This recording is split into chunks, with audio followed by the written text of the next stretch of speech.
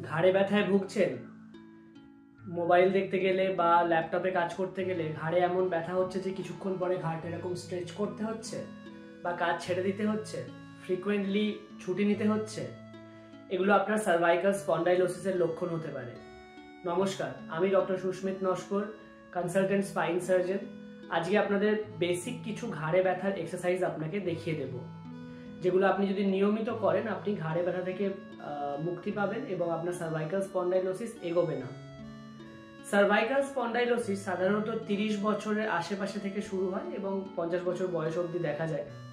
এই ব্যথাটাতে অনেকক্ষণ ঘাড় ঝুঁকে থাকলে ব্যথা করতে পারে, বা ল্যাপটপে কম্পিউটারে কাজ করলে ব্যথা করে, বা বই পড়ার সময় ঘাড়ে ব্যথা করে, এবং ঘাড়টা অনেক সময় একটু সামনের দিকে ঝুঁকেও যায়, আমাদের শোল্ডারগুলো একটু ভিতর দিকে এরকম ঘুরে যায়।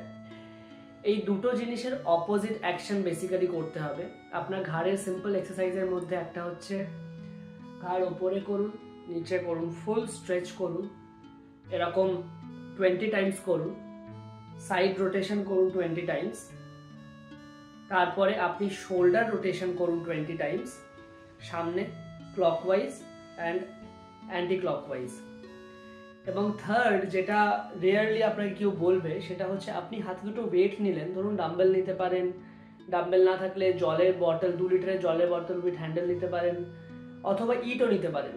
নিয়ে এই একটু সামনে ঝুঁকলেন, ওয়েটটা ধরলেন, দিয়ে শোল্ডার শ্রাগ, শোল্ডারটাকে ওপর দিকে এবং পিছন দিকে পুল করলেন, 1-2 সেকেন্ড হোল্ড করলেন, দিয়ে ছেড়ে দিলেন, আবার পুল করলেন, দিয়ে ছেড়ে দিলেন। এই 3টে বেসিক এক্সারসাইজ রেগুলারলি করুন। হার্ডলি আপনার 5 মিনিট সময় লাগবে, তাই যারা ব্যস্ত নিজেকে মনে করেন, আমার মনে হয় না এটা আপনাদের কোনো অসুবিধা তৈরি করবে। এছাড়াও যখন কম্পিউটারে বসে কাজ করছেন, এভরি 45 মিনিটস থেকে 1 ঘন্টার মধ্যে একটা ব্রেক নিন, ব্রেক নিয়ে হাতটাকে পিছনে হোল্ড করুন, দিয়ে ফুল স্ট্রেচ করুন স্পাইনটাকে, এভাবে হোল্ড করুন 2 থেকে 3 সেকেন্ড। আই থিঙ্ক আপনার ব্যথা চলে যাবে।